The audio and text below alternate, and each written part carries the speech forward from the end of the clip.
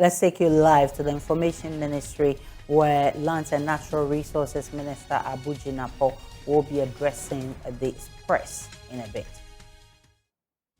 Ministry of Information, who has also joined us this morning, Madam Charlotte Esiedu. I'll now yield to the Honorable Minister to give us his presentation, and then we'll come back to you for the Q&A session. Honorable Minister, your audience.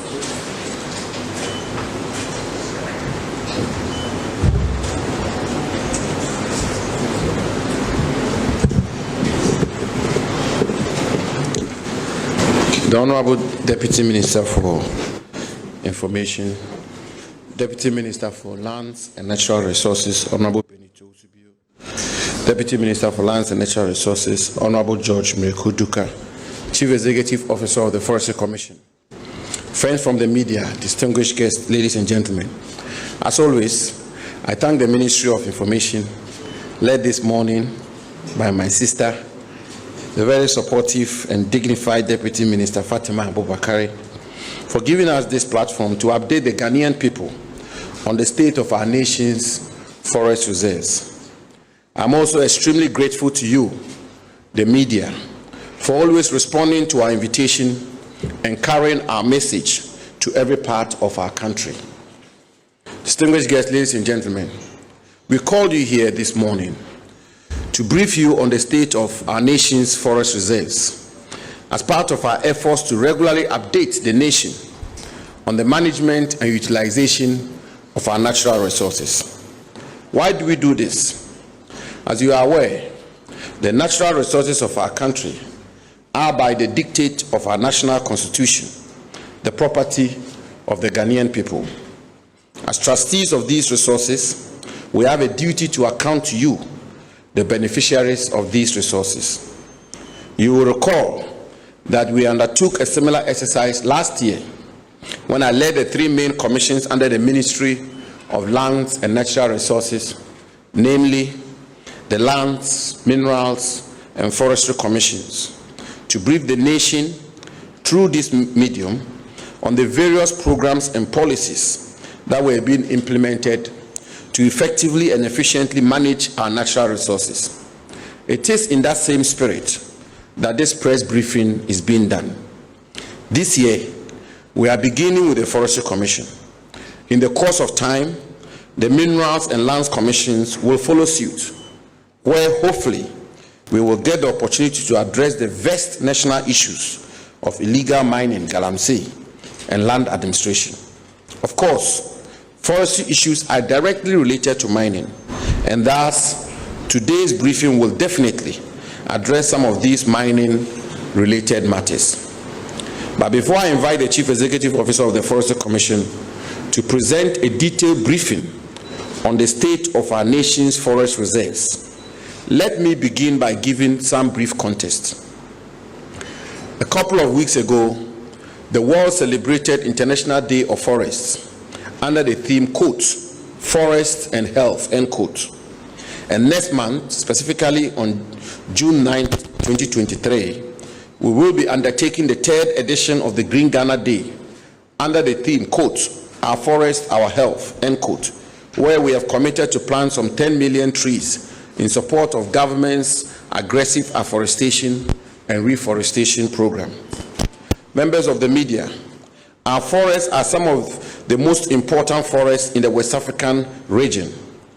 While we acknowledge the gravity of forest loss and its adverse consequences on our very survival, let us face the facts. Deforestation and forest degradation, sadly, are not new phenomena in our country. For instance, in 1900, our forest cover was estimated to be in excess of 8.2 million hectares, largely covering the whole of southern Ghana. Close to a third of this was lost by the middle of the century, mainly through agricultural expansion and infrastructure development. And by the end of the century, in 2000, we had lost approximately 60% of this forest. Available statistics also shows that between 2010 and 2015 alone, we lost on average over 28,000 hectares of our forests each single year, peaking at 35,000 in 2014, largely due to illegal mining, galamsey, and illegal logging. Attempts by successive governments to come to grips with this menace has seen mixed results. Indeed, in the 2012 Forest and Wildlife Policy, the then Minister for Lands and Natural Resources, Honorable Mike Hammer, my predecessor, in his foreword rightly bemoaned that, and I quote, the implementation of the 1994 Forest and Wildlife Policy with all the associated reforms could not halt the degradation in the forest resource base. Illegal mining, galamsey, and chainsaw operations in forest areas have thrived over the years despite conscious national efforts to curb the situation in collaboration with the security agencies, end quote. Ladies and gentlemen, members of the press, I make these references not to apportion blame and or pass the buck, but to be able to marshal a critical mass of support for government's policy in this very crucial sector. We have to set all the facts, including the historical antecedents. That is the best way to chart the future. I do not, therefore, seek to justify the continuous degradation of our forests, but to let you appreciate the enormity of the problem we are dealing with and its attendant complexities. It is a historical challenge. We require a concerted and determined effort to clamp down on deforestation and the degradation of our nation's forests. And we will continue to do just that. At the heart of these various illegal enterprises, as you know, is money. And once we have money, you can be rest assured that the cartels operating in our forest reserves will find every means of outwitting our efforts. But let me assure you that the government of President Akufo-Addo remains absolutely determined to protect and preserve these resources for current and future generations. We will not relent. The fight against these illegal enterprises and the cartels in our forest reserves will not be an event, but a process. What is important is the commitment to protect and preserve these resources, which we are fully determined to do. We remain focused on this goal.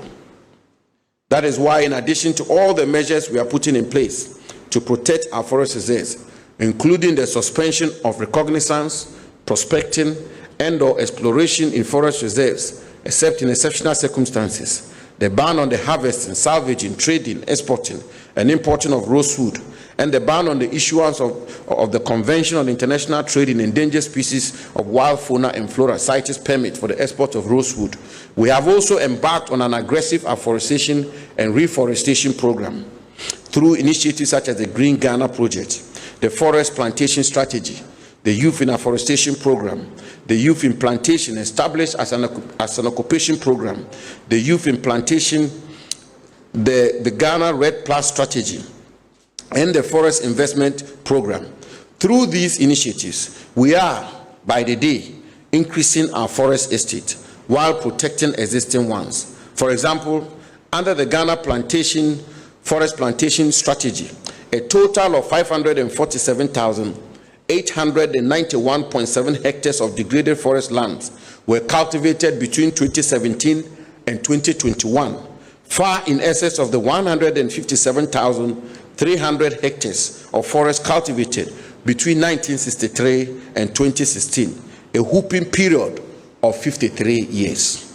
Members of the press, I will yield the podium to the Chief Executive Officer of the Forestry Commission to present to you the state of Ghana's forest reserves.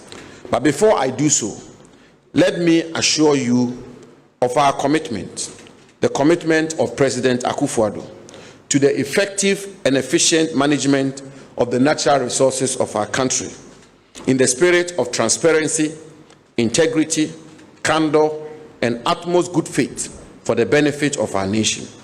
Let me emphasize that we remain focused on this goal.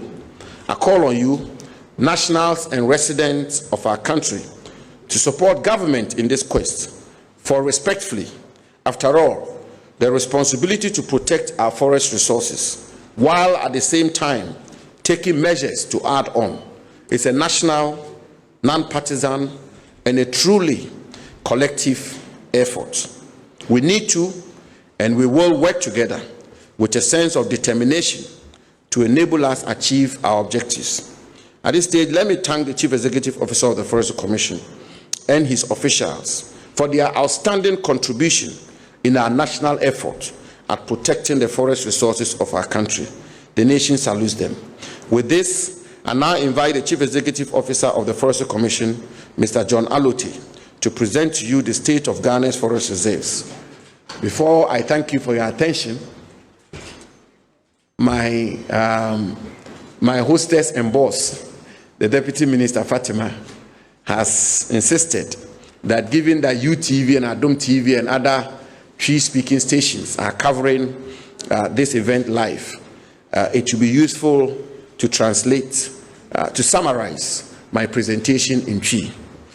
And so, the dika me damu nyina ase na the obofo amowa ha ye besre se mo manato ye mindful say ene ye babe chichi mo akire Ghana man ekwan a President Akufo-Addo aban e fa so a ye bo ye kwaye ho ban na seni amu nyina amu nim no e ba kwaye ho nsem ene ho mfaso ne ho sunsuanso ene emoa edema eman no a ne kwan so ase Ghana fo dodo na no e ba sansem na e ha mo bebri forest reserves yi be call forest reserve na omo ye galamse ye say ye kwaye omo do eku adwuma fo omo so say kwaye omo si adan omo say kwaye enti omampanyi Akufo-Addo wa hye ama ye adwuma say ye mfa ekwan papa so na yembo ye kwaye ho ban na nyese ye bo no ho ban ko a ye bo ho ban ne so no na ye tu anamo de nhihye to kwan mu a ebema ye dua nnua aka ho na ye kwaye no abedoso ene ye ntimi nka ne bebre na okọ amanone baabi bebre a eba aman omo bo omo kwaye ho ban a metima kan si so se amansan fo gina age etum se Ghana man ye bo ye ho ban pa na o hwe baabi ti se Congo, the Congo basin, and Brazil, the Amazon, and Indonesia, and Gabon, and several other places. Our moso acquire kese bebre. Ubi aji tum se Ghana ban and Ghana funina konya ye faso edebo ban no ni nyina no eboa bebre. Enti owura Mr. John Alote oye Chief Executive Officer of Forestry Commission oba be chirichiri mu akire eman no enhyehyɛ a yɛde egu kwan mu a yɛde bɔ ye forest reserves ho ban na wasa so akire ne akɔ nyinaa besi nne ne broni bɛka sɛ the state of our nation's forest reserves na mede ma asɛm ba wiye no mene CEO of Forestry Commission and Ministry of Lands and Natural Resources on the instructions of President Akufo-Addo agye tum sɛ ye ba bɛka sɛ ne yɛte akyerɛ mo ne kore akyerɛ mo kwaye bi wɔ hɔ a asɛe a ye bɛka mfoni kura ye bi yi akyerɛ mo kwaye mfa so a ye de kura saa forest reserves no ɛno so ye bɛka akyerɛ mo ye bɛka mo ne kura pefi na ne kura no so no ya srɛ mo moa ɛnam sɛ kwaye ne ye bɛbɔ ho ban a ebegyina ye nyinaa so omampanyi wɔ n'asɛdeɛ na aban wɔ n'asɛdeɛ me ɔsoafoɔ me ɔmasɛdeɛ Forestry Commission CEO on n'asɛdeɛ na ani di mo amesre sɛ Ghana manfoɔ ɛne nipa titiriw a ɔmo wɔ man mu yɛ nyinaa wɔ asɛdeɛ ahemfo wɔ asɛdeɛ assembly foɔ wɔ asɛdeɛ aman mafoɔ so wɔ asɛdeɛ sɛ nyinaa bɛka yɛ ho abom na yabɔ yɛ kwa yɛ ho ban na yakɔ so adua nnua na June 9th bosomi a yɛbɛ abɛwura mu ɛda enkono ye ba be ye Green Ghana Day a ya hye se ye be dua enua 10 million trees anti ye be sere se obia de no ho begim na me ya adoma bosumi a ye wura mu yi asante hene otumfo se tutu agye etum se ono obepa 2023 Green Ghana Day edition obepa ho ntoma ama eman ni nyinaa ya kan bom na ya bo ye forest reserves ho ban na ye dua nnua ama Ghana fa ne ntoma pa afria. So with this, I thank you for your attention.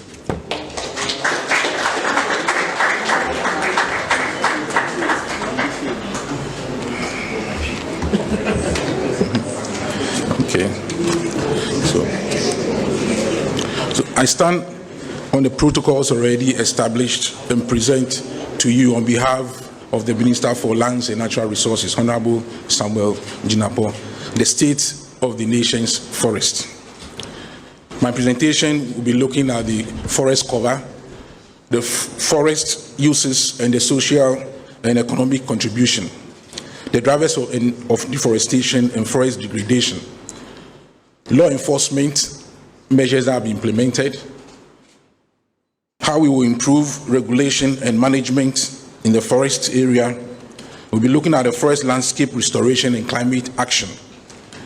As well, we'll be looking at the strategies that we have been employing to address illegalities in the forest area, the challenges we have, and then the way forward.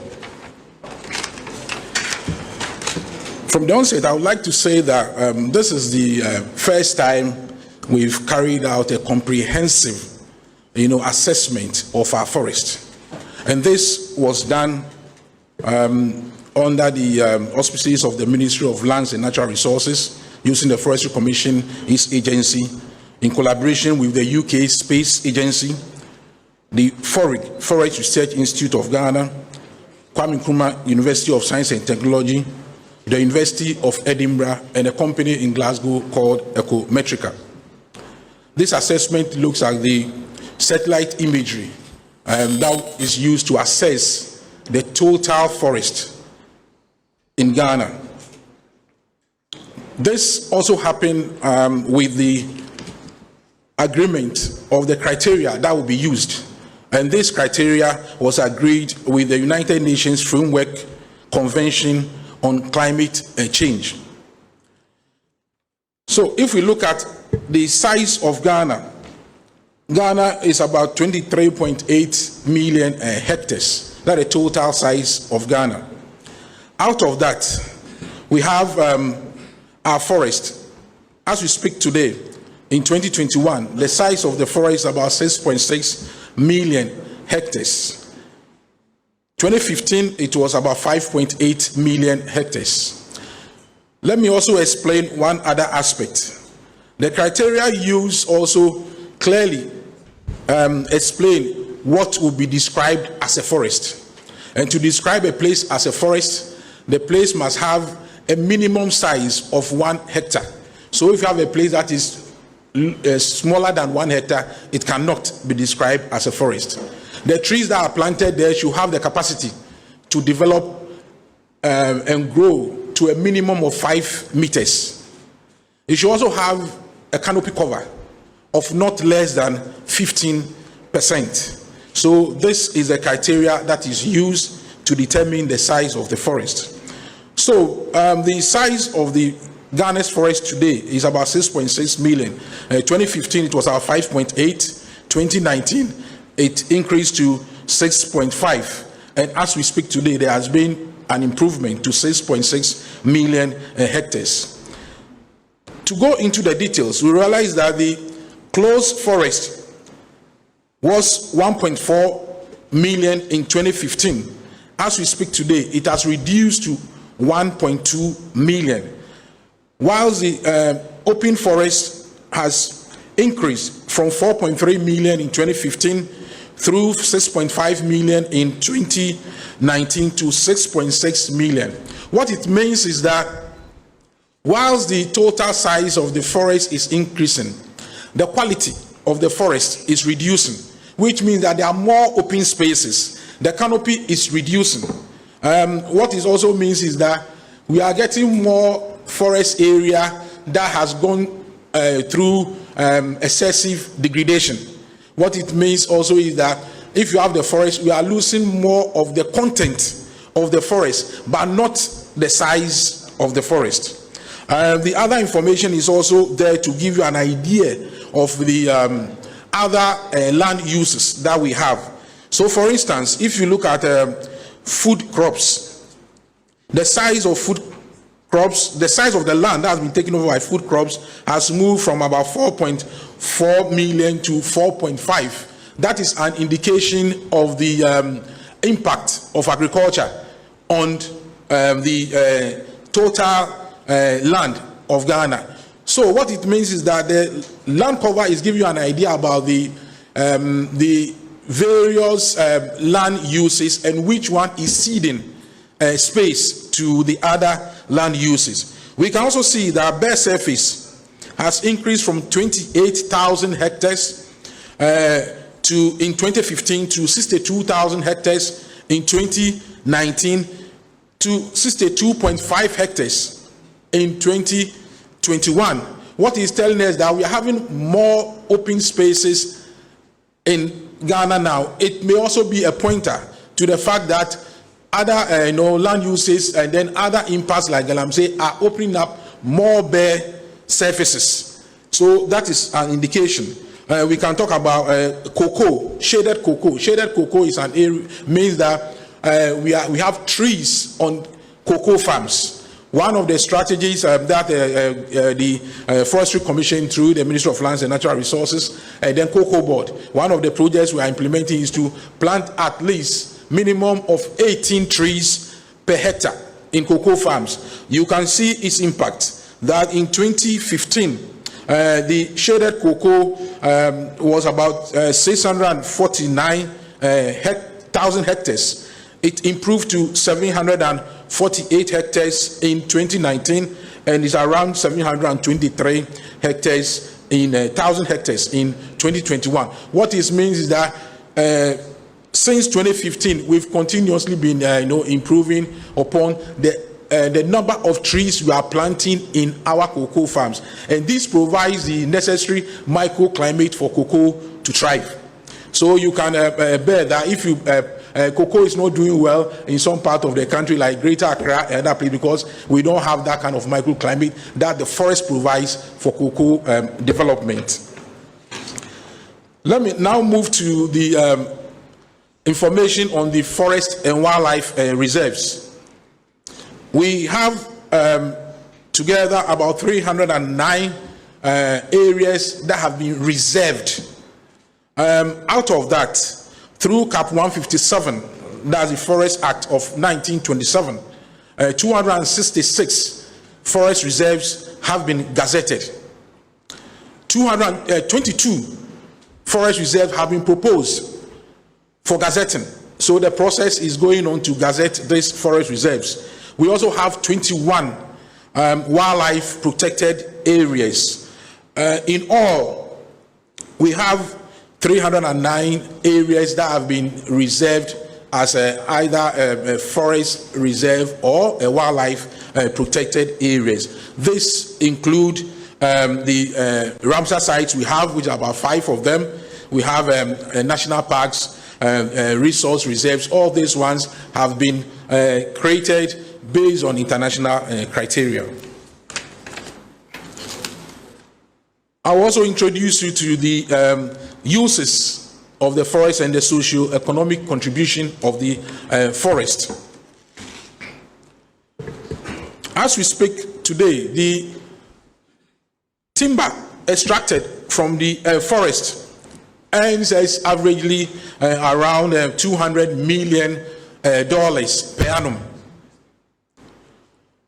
Beyond this, we have about 800 million Ghana cedis production for domestic market. This is in cedis. The other one is in dollars. The export figure is in dollars. As well, we have non-timber products coming from the forest. We can name some of them like medicinal plants, the rattan and bamboo, the other wild fruit species and other non-timber products that are extracted from the forest. We also have food production. As we implement our plantation strategy, we implement the strategy called the modified tonja system, and this allows us to plant intercrop the plantation seedlings with food crops, especially within the first 3 years of production. We have bush meat and other nutrients also coming from the forest. All these ones are what we call consumptive uses. Once you consume them, they are gone. Once you cut a timber tree, it is gone. Once you, take away the bamboo is gone. Another one has to be planted, or another one has to, develop. But we also have some other uses and benefits from the forest, which we do not consume. We continue to benefit from those, those items. For instance, we have the watersheds. That the forest provide a conducive environment for our watersheds. And if you go around all the water bodies that we have in Ghana, the sources are from the forest, and most of them run through these forest reserves. So when we maintain and protect the forest reserve, what it means is that then these water bodies are also protected. We have ecotourism sites that are visited. They are not consumed, but they provide an opportunity for entertainment and research, and then realization as well. And then we receive a lot of tourists in these areas, and there are more of these sites to be developed. Lately, we've all been talking about climate action. Most of the nature-based solutions depend on this forest for sequestration of carbon. Biodiversity conservation, all the small organisms and other animals that we find in the forest. It is the protection of the forest that provides the kind of ecosystem, a habitat for them to be able to survive. I will also give you an idea about the direct employment jobs that's created as a result of the forest. The private wood industry puts the figure at the figure of employment jobs created by that sector at 290,000 employees. The National Afforestation Program engages about 75,000 individuals. We have the youth in afforestation, we have those who are producing seedlings, we have the modified tonja system, we have other interventions that we have rolled out. I will get to some of those interventions later. We have forest management and research, which employs about 4,500 workers. The Forestry Commission itself employs about 4,300 workers. We have forage and other research organizations that are purposely researching also and protecting the forest. All these employments are as a result of the presence of the forest. If we lose the forest, we may lose all these job opportunities. The forest-based civil society organizations, they put their figure directly at 220. Then we have the ecotourism direct employment in the forest, not the private sector, at 200. We are yet to get the figure for the private sector. That will increase this figure further. So the direct employment is almost 370,000 in the sector. Of course, there will be a lot of indirect employment in this area. Now let's look at how the forest either increase or reduces. So we are going to look at especially the drivers of deforestation and forest degradation. This information is going to tell us the key, activities that impact negatively on the forest. Key among them is agricultural expansion. Throughout the years, as a minister mentioned, from the 1900s, consistently the activity that has the most impact on the forest is agricultural expansion. I think in this area, other farmer groups and then the Cocoa Board and the Forestry Commission are working towards improving the productivity of and the yield of some of these crops, so that lesser land will be put on the agriculture, whilst we improve upon the output per acre or per hectare of this land. But agriculture expansion remains the major impact so far as the forest is concerned. We have the traditional illegal logging, chainsawing, and fuel wood that impacts on the size and then the quality of the forest. Mining has come up strongly recently. We have mining both small and large scale in the forest reserve. The especially the illegal one, which is not controlled, is impacting negatively on the forest. Wildfire is very, very important. So the Forestry Commission has been putting a lot of energy in the sensitization, education of communities in this particular area. You can plant so much, you can protect so many hectares, but if you have fire racing through the forest, you lose a lot of the forest. I would like to also put on record that I know a lot of the forest development is as a result of natural regeneration. And so if you have a wildfire racing through the forest, you lose all these forest on the land. Overgrazing, we have some cattle overgrazing, especially for planted trees in some areas of the country, especially in the Bono and some part of the Ashanti region.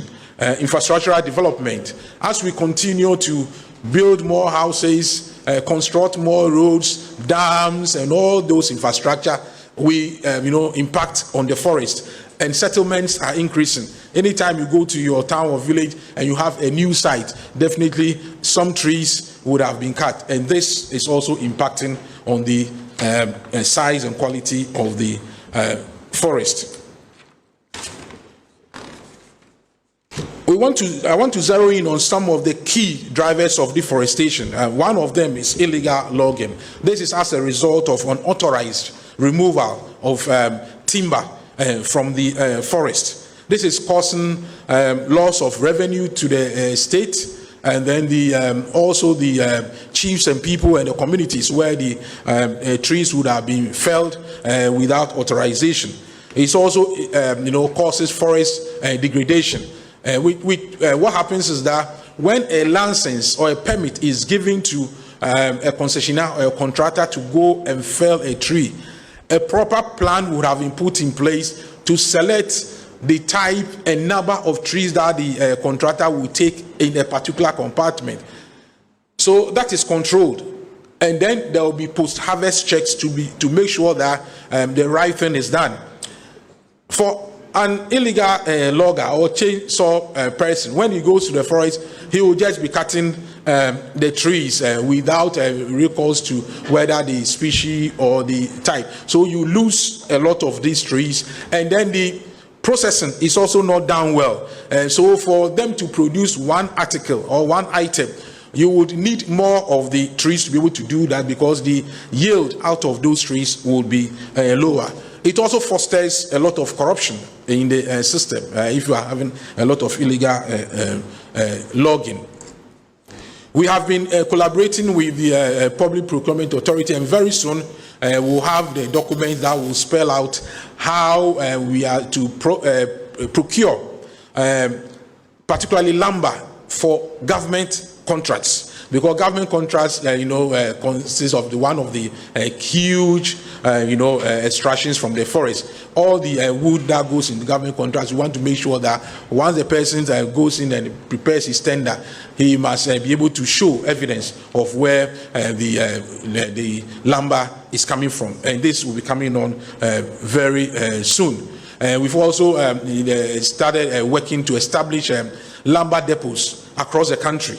The first one is on preparation at the Sifioso area, and we'll be looking at Doma and other areas. What it means is that we'll be creating the opportunity for people to buy legal timber on the domestic market.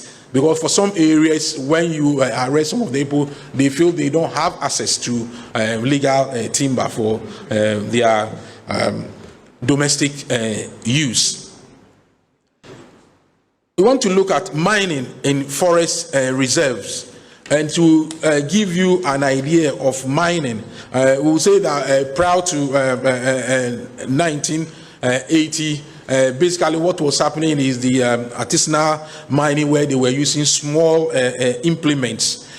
So you have few illegalities here and there, and they are using smaller implements. In the mid-1980s, 30 companies were given the opportunity to look at the exploration. in the forest reserves. So what it means is that prior to this time, we never had any, license, exploration or mining in the forest reserves. By 1997, 17 companies out of the 30 have gone ahead to receive, mining permits to start actual activities on the land. This is what resulted in the companies like Newmont, Trano Mining, and then AGC Kubi. They started mining in the forest reserve by 2003.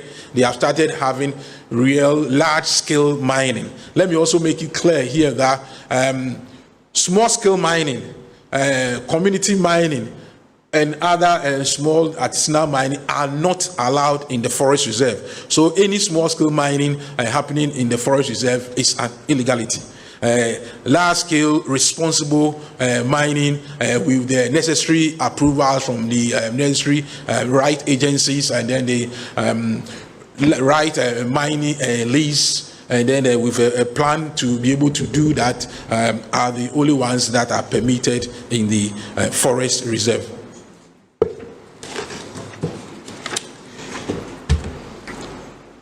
I'd like to zero in into illegal mining in forest reserve, and we at this point we would like to look at the what we call the state of play, what is happening at the forest reserves as we speak.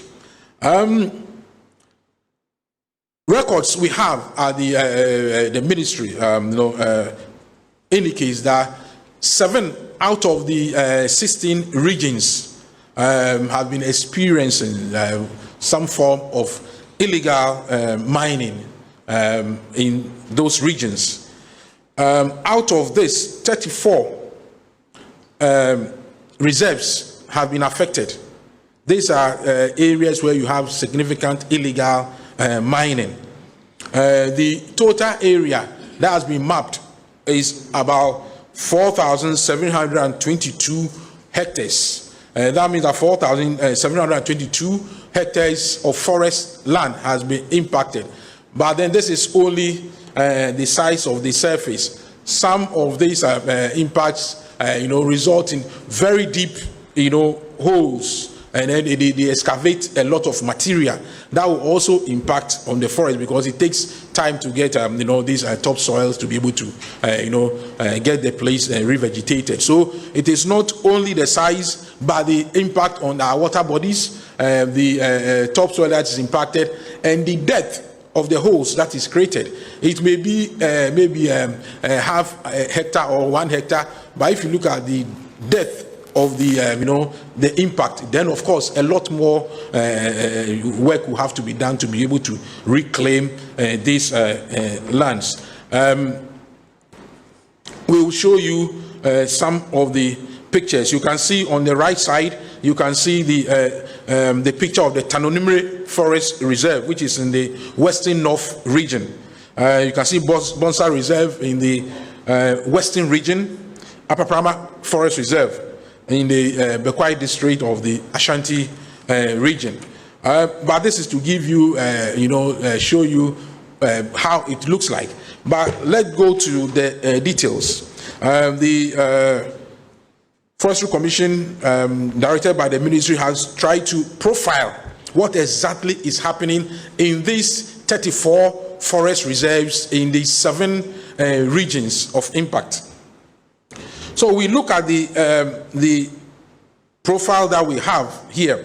It is giving us an idea about the region where the impact is, the forest district, the forest reserve in question, the total size of that forest, and then the size of the forest that has actually been impacted upon. Then we have looked at the classification, and then we've been able to classify the various areas where the impact is based on the difficulty in dealing with the activities of the illegal operators. So we have the green color code as the one of the legends. The green is telling us that this is an area where we've had, an illegal activity, but then it is generally under control. That does not mean that we will not from time to time having some of these, illegal, operators coming in, but generally it is under control so far as the forest managers in that district are concerned. The yellow is also giving us an idea of the area with a minimum difficulty. What it means is that from time to time, you have to go and flush people out of this area. We go immobilize machines, but they continue to come back, and our rapid response team will have to mobilize from various districts to be able to contend with these illegal operators. So the green is, a better situation than the ones with the yellow. So if you look at the other one, the red. The red is an area where we have active illegal mining activity happening. And these are areas where the Forestry Commission is finding it very difficult to deal with the illegal operators. They are in large numbers. They have large number of machines, and they've recruited armed security. So whilst you have a team working in the night, you have another set of team carrying, arms, most of the time AK-47, and guarding those who are working. And I would like to also explain that most of these weapons that they are carrying are not the weapons that the Forestry Commission can contend with. They are carrying AK-47 that can travel about 3 kilometers. Whilst the weapons we are having, the semi-automatic, can only go about 300 meters. So what it means is that to be able to fight these guys, you have to get closer to them, at least within 300 meters, to be able to deal with them. Meanwhile, from 3 kilometers away, they can shoot you. And we can give you the statistics of the number of our workers who have been attacked due to the sophistication and then better power and capacity of the illegal operators in this area. So we go to we look at this at Ashanti region. Ashanti region is where we have the red color, the code, red. We have 3 forest reserves that have been classified as the most difficult areas, and these places are having active, illegal mining happening, and they have, the rented security. And it is in the Bekwai districts. All these 3 areas are in the Bekwai district. I'm talking about the Bekwai Forest District. We have the Oda River Forest Reserve. We have the Apaprama Forest Reserve, and we have the Subin Shelter Belt. These are 3 reserves where we finding it very, very difficult to contend with the activities that are happening there, and I've given you reasons for that. If you look at the other areas, for instance, if you come to the western region, you have the Asakregwa area where you have the Tonton, and then the Totua forest reserves. They are largely, being managed by the district office of the Forestry Commission, so far as legality. But Furi Forest Reserve is also an area where you deal with them, but then they continue to come back. So we are spending a lot of effort, a lot of resources in dealing with this area. So most of the revenue we collect from the timber subsector then ends up, fighting illegal mining. So it goes on. You can go to Western North, where we have the Ayuan East Forest Reserve, the Afao Hills Forest Reserve, Upper Wasa Forest Reserve, Tanoyan Forest Reserve. Those are areas where illegal mining has been happening from time to time.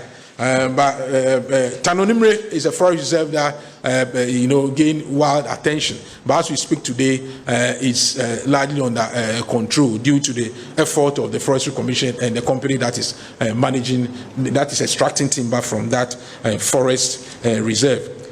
Western North is also the same We come to areas around the central, eastern regions, but for most of you, you may not be aware, but there are illegal activities also in the savannah region, around the Bole area. The forest is Yarada Forest Reserve. Upper East region, we have illegal mining activities there. Around the Boku area, Bolgatanga area, we have illegal activities around those areas.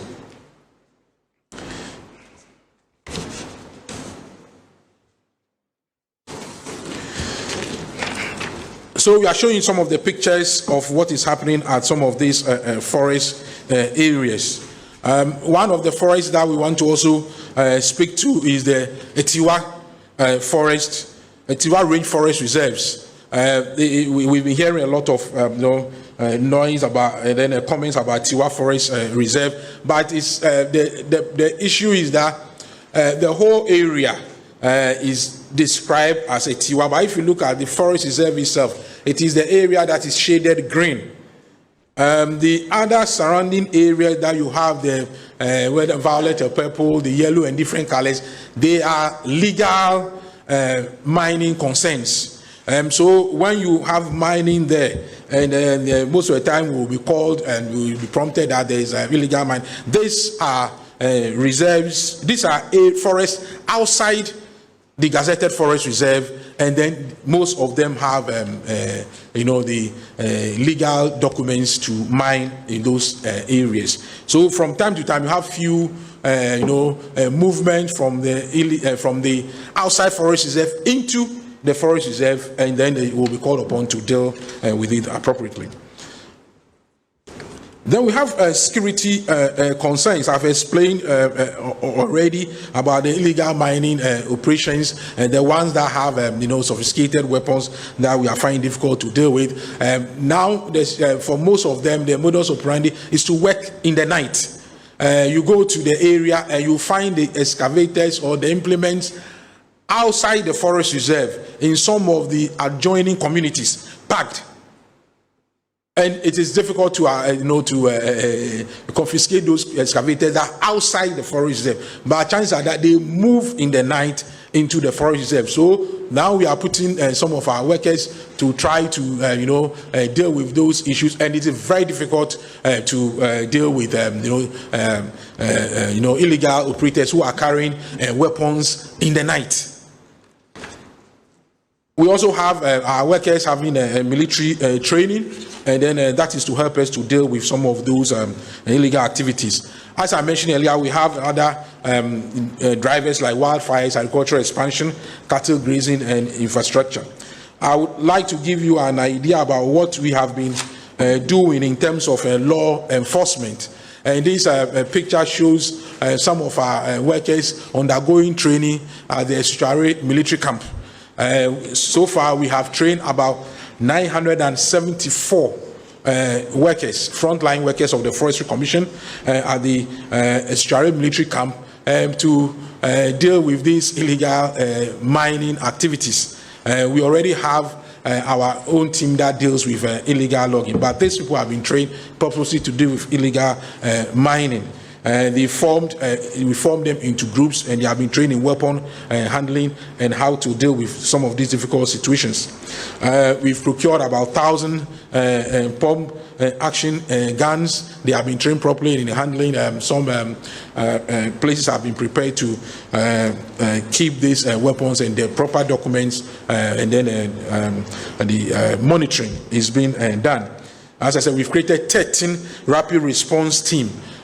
We hope to increase the number to about 30, but we need logistics to be able to support them to be able to handle some of the difficulties in the forest. We've also we find out that it's also very difficult sometimes when we go to the courts for prosecution.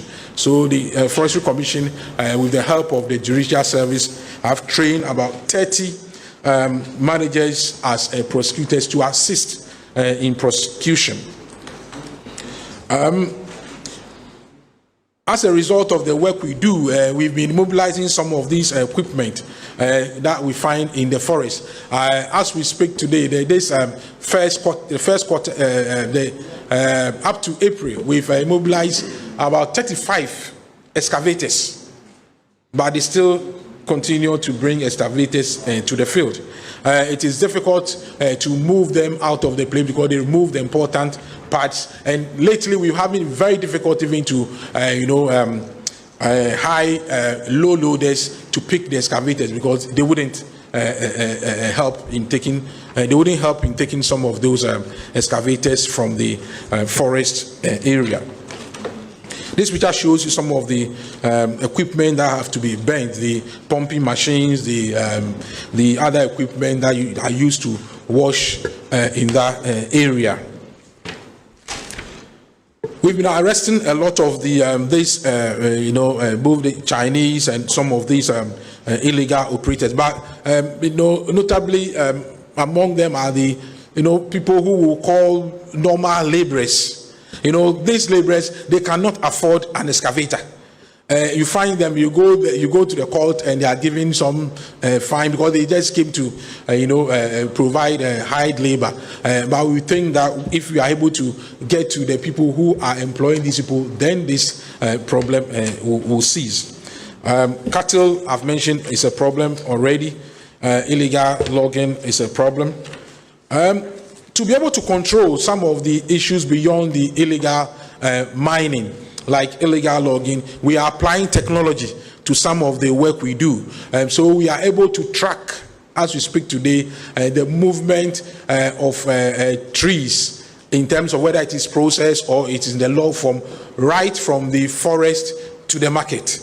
So we are able to tell whether a particular lumber is coming from a tree that has received a permit to be harvested. So we're talking about traceability of some of these species. Working with the under the voluntary partnership agreement signed between Ghana and the UK, this has become possible. There's a lot of engagement in this area, and we have established the Ghana wood tracking system. And this allows us to track the wood, and it also allows us to do auditing of the on the domestic market to know where this wood then the lumber are coming from. I'll move quickly to the area of improving the forest landscape, that is restoration and climate change. Apart from protecting the forest, part of the work we do is to add on to the existing forest estate. So we have the operating under the Ghana Forest Plantation Strategy.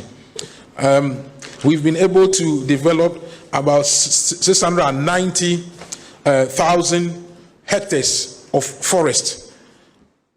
This is across the country.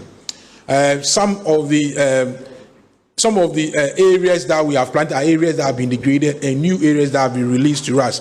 Lately, we've been able to launch the Green Ghana initiative by the president, and that is also adding to what we are doing. As you are aware, we were able to exceed the 5 million target in 2021, the same for the 20 million in 2022, and we are hoping to meet the target for this year. We're also having other projects that is supposed to deal with how we review our programs, and this has been done by inaugurating a committee to look at the whole the plantation strategy. This was done last week. We are doing reclamation. There's been pilot reclamation that is already happening. As we speak, through the Ghana investment program, we are doing about almost 100 hectares and 1,500 hectares in total. Ghana Landscape Restoration Small-Scale Mining Project is also going to embark on 1,500 hectares of land. This is an example of some of the areas that we've started reclaiming under the National Alternate Employment Livelihood Program. The Ghana Cocoa Forest Red Flags Program, as we are aware, is also embarking on interventions that seeks to improve upon our forest landscape and also give some benefits to the local communities so that they can help them to improve upon their agroforestry production. We are working on this together with the Ghana Cocoa Board, and I'm happy to also mention the figure that was confirmed by the president as $4.8 million has already been received under this project. Total, if we are able to continue to improve upon the forest and it is validated, we have the chance to draw down on $50 million. The Ghana Share Landscape Reduction Project was also launched by the Vice President, and it also seeks to improve upon the share landscape in the Savannah zone. It covers the northern east, Savannah, Upper East, and Upper West area. We are working with the private sector to be able to achieve this goal. Moving forward, we hope we are working with Talu Oil to be able to get an intervention in the transitional zone. We hope to sign the payment agreement before the end of this year. Definitely, in terms of our strategy, we do sensitization, stakeholder engagement, continuous surveillance of the area. A lot of law enforcement, which I've indicated already, and then the reclamation and restoration of mine outsides. What are our challenges? Key among the challenges are the logistical support that we require. Then we need the security information, to be able to know at a quick notice what is happening in the forest. That's to do with intelligence. Then adequate funding to deal with some of the issues we are having, to pay for seedlings and other issues. In the way forward, we want to intensify surveillance, engage the military to do surgical operations in the hotspot areas, source for additional funding under the carbon market support, and then do more collaboration with our chiefs and then local authorities. Thank you, Minister.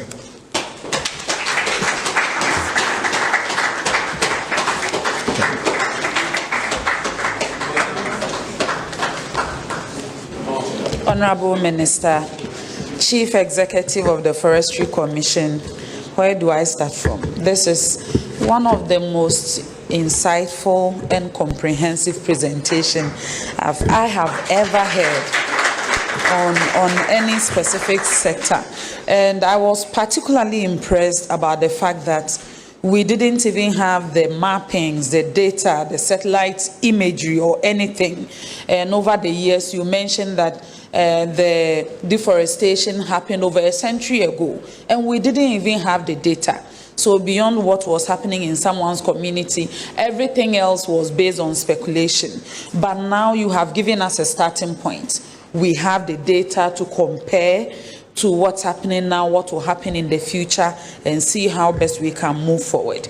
And finally, I was particularly impressed about the solutions. Although we have many problems within the forestry sector, but the depth and the beauty of this presentation was the fact that it was driven by solutions, not promises, but what has actually been done on the ground. And a few highlights of those are the Green Ghana initiative, and Minister mentioned that on June 9, we'll be planting 10 million additional trees. Our trees at the Ministry of Information here are growing, we are nurturing them. We also mentioned the Ghana Forest Plantation Strategy, the Youth in Plantation or Afforestation Forest Investment Program, and the fact that you are training 974 frontline workers at Asuchari in weapon handling, and you have purchased about 1,000 pump action guns to deal with the small-scale mining sector. And one big takeaway from this presser is that small-scale mining is not allowed in the forest reserves. So if anybody is holding a hoe or a pickaxe and say they have permits, this presser should settle in your mind that they don't have the permission of the Ministry or the commission to mine in the forest reserve. Also on timber, you mentioned some very interesting points about the fact that people may want to purchase timber, but if they don't know where the legal ones can be purchased, then they have to resort to the black market. But you mentioned the intention to establish lumber depots at Sehuyo also, and also at Doma.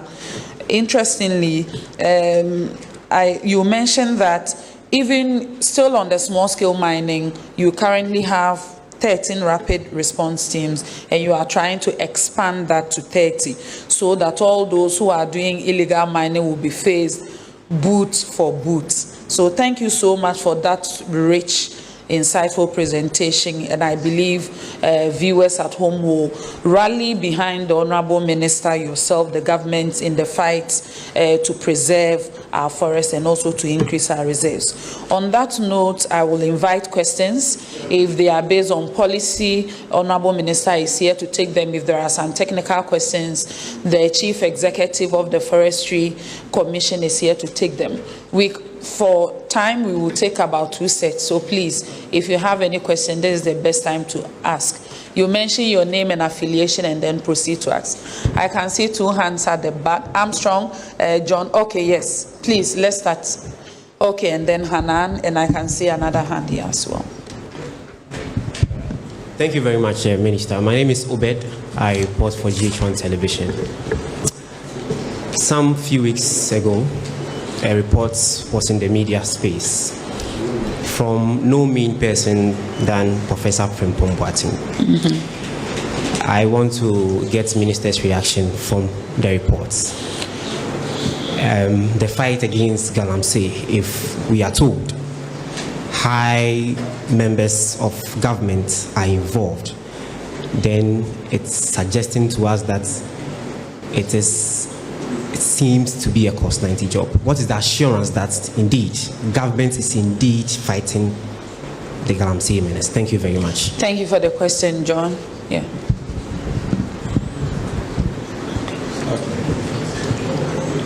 Okay, thank you. My name is Timothy Nimba, report for the Daily Graphic. In the presentation by the Forestry Commission CEO, he did mention that some 34 forest reserves are under threat by illegal miners. And this translates into some 4,722 hectares of land. And with the picture he painted, what it means is that some of them, the pits and other things are deep in those. And he felt, and from what I gather from him, the operators in these areas are heavily armed and other distance, and the Forestry Commission feels helpless in the situation. I want to find out from the Minister what steps will be taken to address this situation, given what has been presented now. Thank you. Thank you for the question.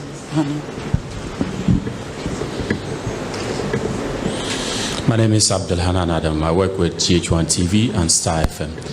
I want to find out from the Minister. About a year ago, there was this issue about the Achimota forest and then the Oyo family. I want to find out from the Minister how, where we are with the issue, whether the issue has been resolved. And secondly, I want to find out from the Forestry Commission, if the Forestry Commission or the Ministry Can you will repeat answer. the question? The first question has to do with the issue involving the Oyo family. The Achimota forest, yes, it's a saga. Come again? Oh, sorry, my guy is not good. And secondly, I want to find out from the Forestry Commission whether it was proper for you to procure 1,000 pump action machine guns, making in reference to the presentation you made about the fact that these illegal miners are sophisticated with weapons that are out of your reach, and when you go into, arrest these perpetrators, you are unable to do so. So I want to find out what informed your decision to procure this pump action machine gun, knowing the fact very well that these machines will not be able to fight the illegal miners. Thank you. Hanan.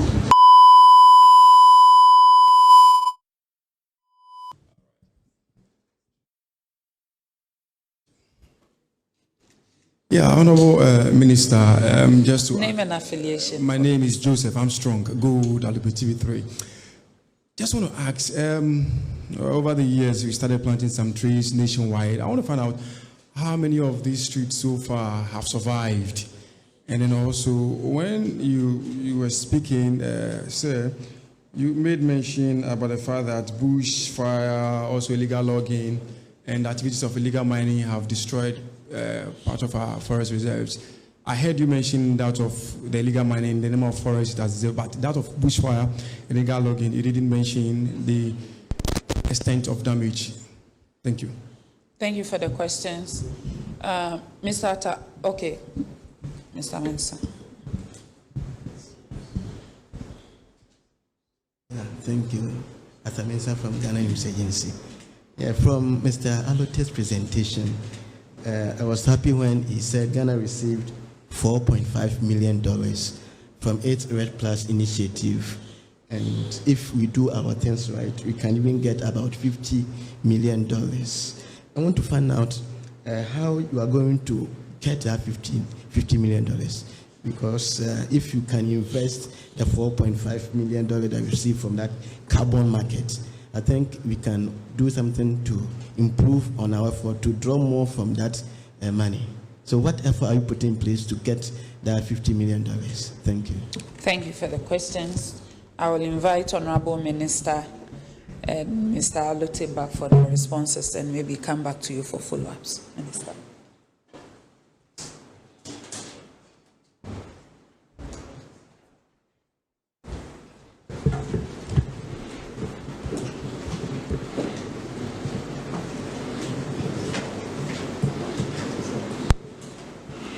So thank you very much for those very useful questions, and it is a clear demonstration that, as it should be, a good number of us are very interested in these matters of our forest reserves.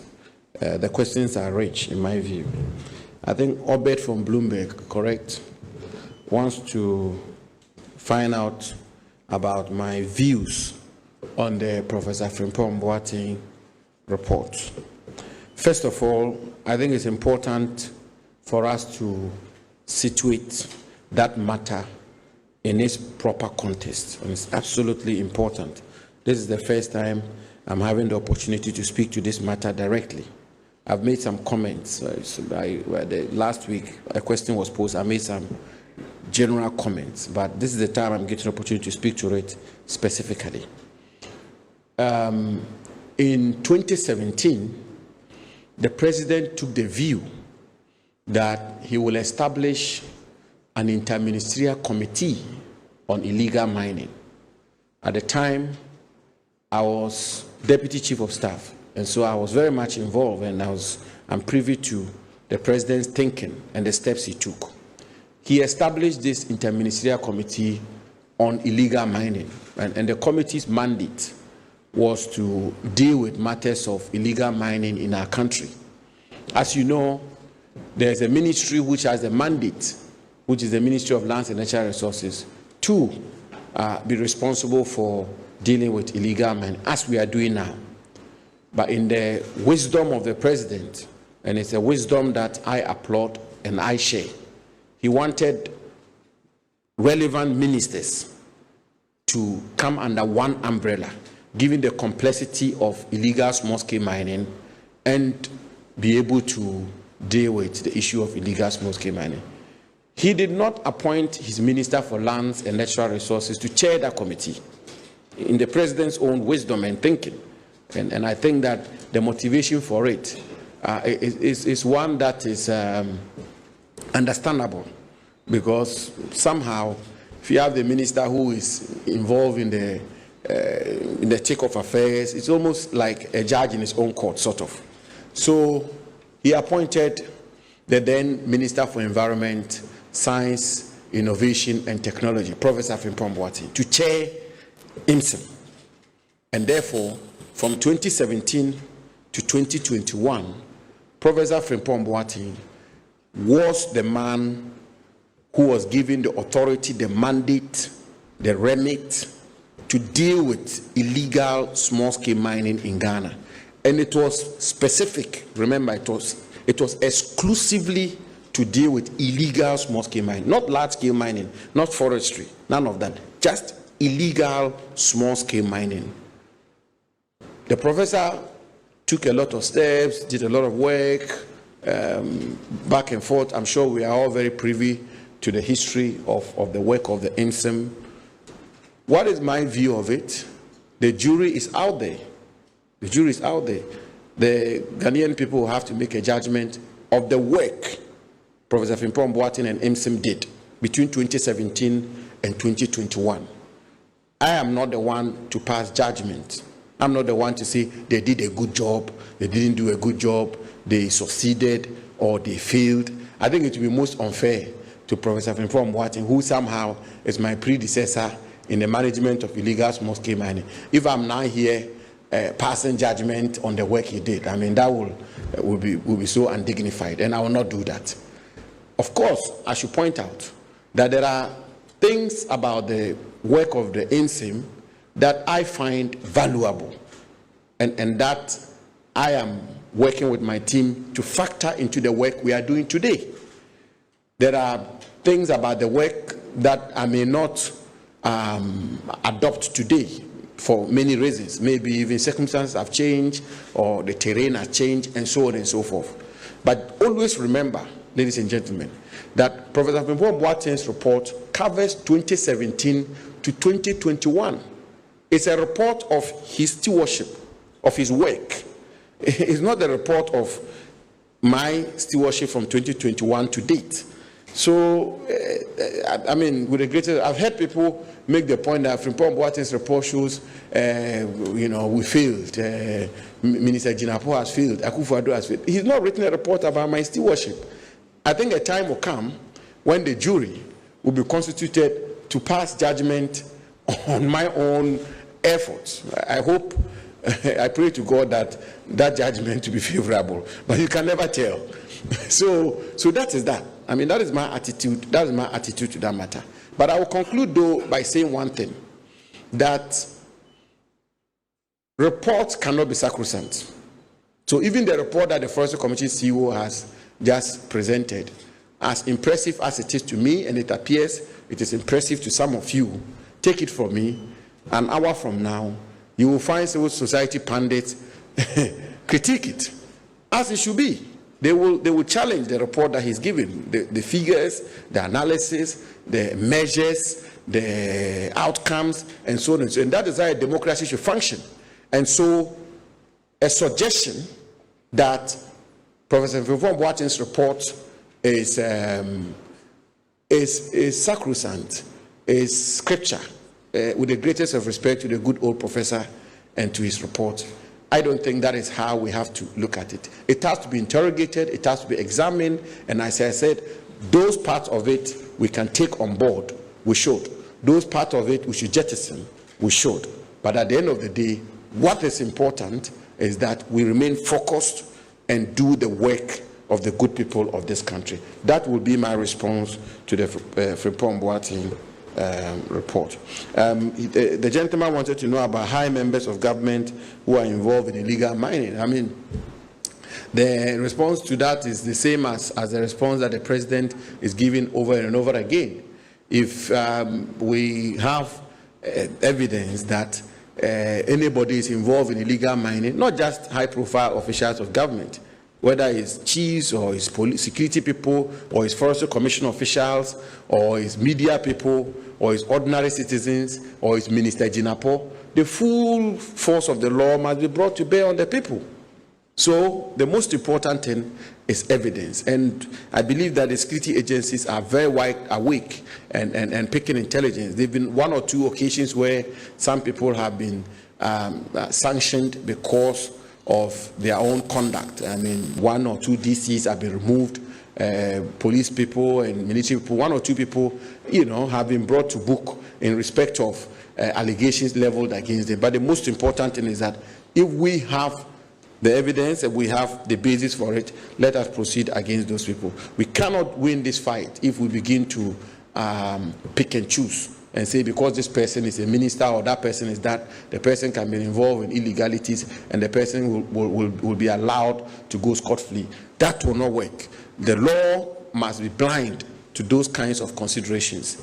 And I think that it should be so for all other crimes. And that will be the response I'll give. Timothy, from Daily Graphic, 34 forest reserves, 4,000 hectares. I mean, are we helpless? No, Timothy, we are not. I mean, you saw from the presentation that the Forest Commission CEO is giving that measures are being put in place to be able to deal with the red spots.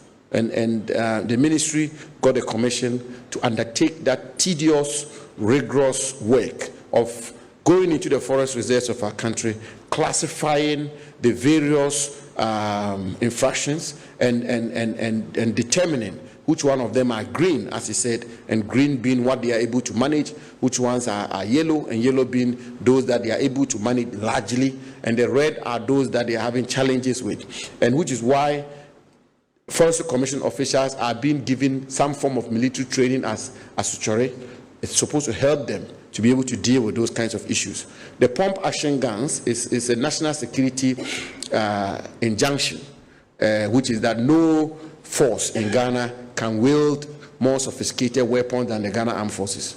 So the Forestry Commission cannot wield the weapons that the G3s and the AK-47s that the armed forces wield. Otherwise, if the Forestry Commission one day stands up and says they are taking over Ghana, what do we do? So at every material point in time, even the police, with the greatest of respect to the police, the armory that the police wield is one step lower than the armory that the Ghana Armed Forces wield, because the armed forces has the overall mandate to protect our territorial integrity and the stability of our country. And so that is why they buy pump actions. But I'm also happy to report to you that this matter is being dealt with. At the cabinet retreat at Peduasi, this particular issue was discussed extensively, and the president is directed the National Security Coordinating Committee. The National Security Coordinating Committee is distinct from the National Security Council. That is a committee chaired by the Minister for National Security, Honorable Kandapa, and populated by relevant ministers, of which I am a member. And this discussion has begun as to what support we have to give to the Forestry Commission to be able to deal with the red zones. Perhaps it may be, I don't know, the decision has not been made yet, but I'm just speculating. It may be that we'll have a contingent of armed forces, the Ghana Armed Forces, embedded with the Forestry Commission to deal with this particular red zone areas. That discussion is ongoing. It is my hope and belief that in a couple of weeks we'll conclude on that matter and we'll be able to deal with this particular matter. Yes, Hanan, GH1, wants to know about Owu family in Achimota Forest. Well, I'm not going to bore you with the history, but what I have to say to you is that following the public discourse about that particular matter, I constituted a team chaired by the Honorable Benito Usibio. They finished their work. They presented a report. I've examined the report, and I'm satisfied with the recommendations they've made.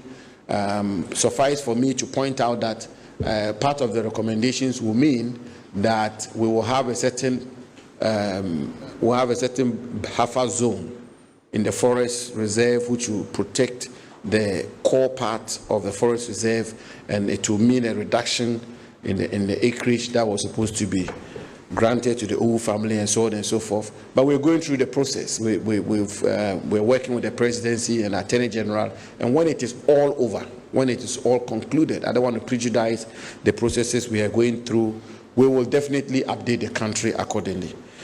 Procure Joseph Armstrong of TV3 is asking about survival rate. In 2021, the survival rate was 80%. Of the trees we planted, the 27 million trees, is that correct? 26 million trees. The survival rate was 80%.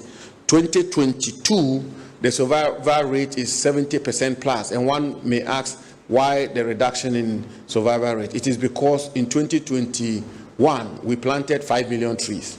But in 2022, we planted 26 million trees.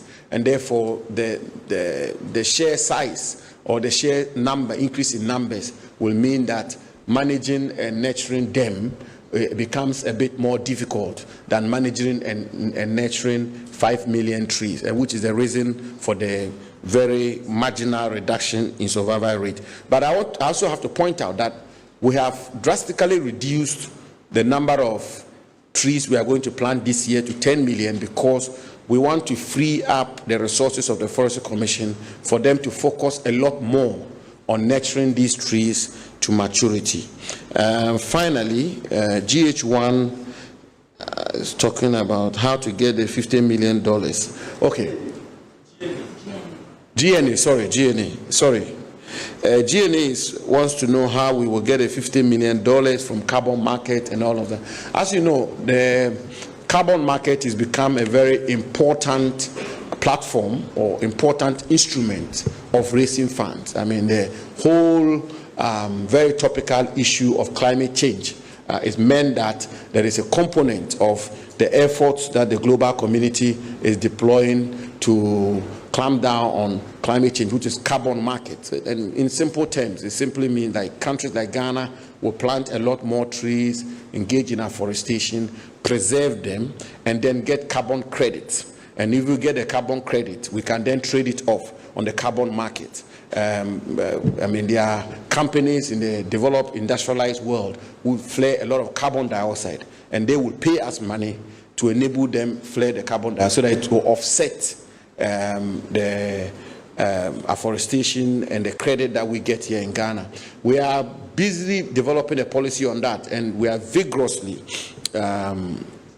working on that sector. There's a lady who is here, Madam Rosalind, who is in charge of the climate change department of the Forestry Commission, and they are working flat out day and night to make sure that we're able to tap a lot more out of that. A lot more funds, God willing, are going to come. As you know, we signed a letter of intent at the